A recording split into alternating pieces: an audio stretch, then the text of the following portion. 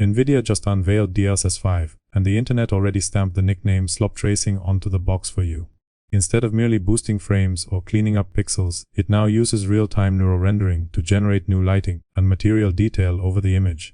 It does this in ways that make characters look weirdly airbrushed and, in some cases, flat-out different. Why does that matter? Because this is the moment where graphics tech stops helping the artist and starts arguing with the artist. And somehow we're supposed to clap because the argument costs $2,000 per GPU. Let's cut through the marketing sludge. DLSS used to sell itself as the practical guy in the room. Resolution help, frame generation, reconstruction tricks. Fine, you could hate it, love it, or ignore it, but the pitch stayed simple: get more performance and lose less image quality. Then, NVIDIA looked at that and apparently thought, nice. What if we also let the AI redecorate the game while it's running? Because corporate mission creep is undefeated. That's DLSS 5. Not just upscaling extra frames or ray reconstruction.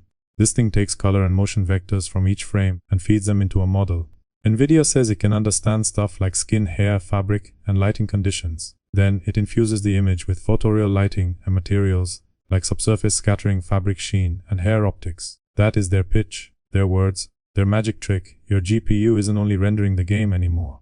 Now it's also playing amateur art director with a $1 trillion ego, and this is where the backlash detonated.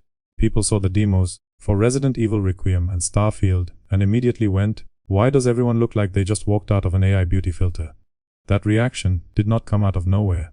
Grace Ashcroft became the face of the whole mess because the DLSS 5 footage makes her look less like a horror character and more like somebody's overprocessed social media profile picture. Fuller lips, sharper cheekbones, cleaner skin, more glow, less humanity. Horror game, by the way. Great fit, absolutely genius. Starfield caught the same disease. The faces in that demo got this harsh, glossy, stage-lit look, where the skin and hair feel separated from the actual scene.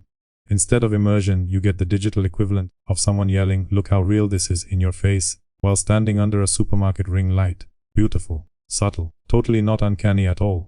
Naturally, the internet did what the internet does best. It gave the thing a name that lands way harder than any press release ever could. AI slop filter, also yassification filter, which is brutal because it's funny and accurate at the same time. Once the audience starts describing your flagship graphics innovation like it's a face app preset, you may have wandered off the path. That gets us to the real issue. The argument is not just this looks ugly. Ugly can be fixed. Ugly is temporary. Ugly happens. The bigger problem is artistic intent. If a character designer built a face one way, lit a scene one way, and set a mood one way, then your AI layer comes in and quietly hallucinates a better cheekbone, softer skin, shinier hair, and a more market-tested version of that face. Who exactly is making the art now? Because it sure as hell isn't only the studio anymore. That's the terrifying part, hidden under all the innovation confetti. We're moving from performance boosting to aesthetic overwriting. That's a giant line to cross, and NVIDIA crossed it while acting like everyone else is too dumb to notice. Jensen Huang's response to the backlash did not exactly calm things down. Asked about the criticism, he said, well, first of all, they're completely wrong. Then, he argued that DLSS 5 preserves control, because it fuses generative AI with controllable geometry and textures instead of acting like a dumb, post-process filter. That is a wild move. Telling customers they're wrong when the complaint is, literally, I am looking at the image and it looks bad to me, is some all-time CEO brain. Spectacular stuff. You're not debating benchmark numbers. You're not correcting a spec sheet typo. You're looking at a crowd, pointing at a face that changed, and saying actually your eyeballs are misinformation. Bold strategy. Also, it's terrible PR, because even if NVIDIA's technically right on the back end, even if the geometry remains anchored, and the control system is more sophisticated than a simple pass, consumers still judge the thing by what lands on screen.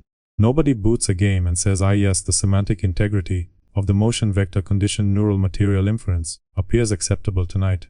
No, they look at Grace Ashcroft and go, why does she look like AI Leon's cousin from a perfume ad? That's the test. NVIDIA does not get to lecture people out of visual reality. Then there's the demo hardware, which is where the whole sales pitch starts sweating through its shirt. The early GTC preview ran on two RTX 5090. One card handled the game, the other handled the DLSS 5 model. NVIDIA says it'll be optimized for a single GPU by the time it launches in fall 2026. And maybe that happens, maybe. Still, the reveal footage was running on a setup that sounds less like gaming hardware and more like a tax write-off. So let me get this straight. A tool, marketed as the next breakthrough in game rendering, currently needs a dual 5090 showcase rig just to prove it can make people prettier by accident. That's not a confidence booster. That is a hostage note from the future. And before the hardware gremlins arrive in the comments screaming prototype demo, bro, yes, I know. NVIDIA itself says single GPU optimization is coming for release. Great, the point still stands. When your "look how efficient and revolutionary this is" moment requires 2 flagship cards, people are allowed to ask whether this is actually solving a problem or just moving the problem into a more expensive room. Because that's the other grim joke here. DLSS started life as a way to get more out of limited hardware. Now the conversation is drifting toward using absurd hardware to generate a version of reality the game didn't author in the first place. That is not a clean evolution. That is a pivot. Ray tracing chased better light physics. DLSS 5 chases generated appearance. One is expensive realism. The other is synthetic interpretation wearing realism's skin. And yes, Jensen literally called DLSS 5 the GPT moment for graphics, which is maybe the least reassuring phrase you could possibly attach to game visuals. If you've spent the last few years watching AI turn every creative field into a landfill of polished mush, nothing says "trust us with your art" like comparing your rendering pipeline to the thing that made the internet drown in fake thumbnails, fake essays, fake voices, fake faces, fake everything. Bethesda meanwhile jumped in with the expected damage control. Their line is that artists remain in control, the implementation is early, and the feature is totally optional for players. NVIDIA says developers get sliders for intensity, color grading, and masking, including the ability to exclude specific objects or areas. That all sounds comforting, until you remember the tool itself is still a black box making generative decisions inside a proprietary ecosystem. Optional is doing some serious labor in that sentence, by the way. Optional today has a funny way of becoming recommended tomorrow, then default the day after that, then basically required. Because the assets were built with it in mind, once the bean counters notice, they can ship less handcrafted detail and let the AI do the makeup pass later. That is the real fear behind this whole thing. Not just one ugly demo. A development pipeline shift. A standard. Games are made by incentives. Always have been. If a publisher sees that neural rendering can juice screenshots, hide rough materials, sweeten facial detail, and sell next-gen realism without paying for the same level of raw asset work, somebody in a meeting is going to ask why the expensive handcrafted road is still on the schedule. That question alone should make every artist's blood pressure spike. Bethesda is the canary here. Not because they're uniquely evil, because they're exactly the kind of big studio that shows how this adoption curve works. First, it's a partnership. Then, it's a quote in a press release. Then, it's a showcase. Then, the audience gets told not to worry because the artists are in charge. Then, 5 years later, half the industry quietly designs around the assumption that AI reconstruction will finish the image. Seen this movie before. Hate the ending already. Let's talk money because this gets even funnier when you attach a receipt. The RTX 5090 launched with an official starting price of $2,000. In reality, tracking and retailer reports have shown market prices far above that. Some 5090 listings are pushing into the $3,700 to $4,200 range, and certain premium variants are breaking past $5,000. So yes, people are absolutely looking at a future where the best showcase for AI-modified graphics lies behind a luxury tier hardware wall. That's the punchline. Nobody at NVIDIA once said out loud, pay more than $2,000, maybe $4,000, maybe $5,000. Then, watch your expensive card use generative AI to reinterpret assets other artists already made. Luxury slop, concierge slop, handcrafted premium, artisan slop if you want the deluxe label. Amazing business. And look, to be fair, not every part of DLSS 5 looks terrible. The environmental lighting upgrades in some scenes do look impressive. Materials can read better. Shadows can feel richer. Certain backgrounds genuinely benefit. That's what makes this so annoying. There is a useful tool buried in here somewhere. The problem is NVIDIA strapped that tool to a beauty filter goblin and sent both on stage together.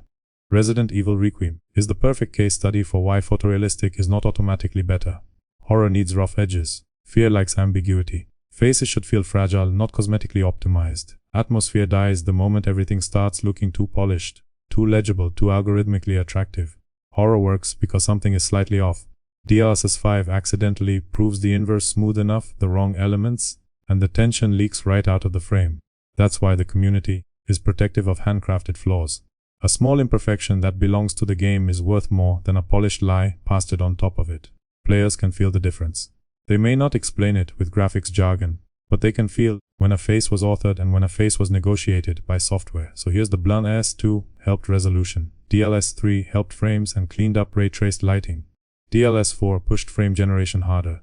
DLSS 5 crosses into something else entirely, generated aesthetic intervention. That's the line. That's why this backlash is louder. This is no longer the machine filling gaps. This is the machine offering taste. And once the machine starts offering taste, every game risks drifting toward the same glossy, semantically correct, socially trained, AI-approved look. Same skin response, same hair highlights, same fabric sheen, same polish vibe, same corporate demo face staring back at you. From 10 different franchises, like the industry got trapped inside one giant prompt. That's the real nightmare. Not better graphics, standardized graphics, NVIDIA fiction. So no, the audience isn't completely wrong. The audience saw exactly what NVIDIA showed them. A future where your game doesn't just render anymore. It gets interpreted, rewritten, corrected, improved according to the company selling the hardware. That should bother you.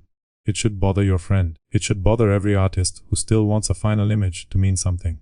Because once optional becomes expected, once expected becomes default, once default becomes pipeline law, good luck getting the handcrafted version back. And that, right there, is how the slop era starts.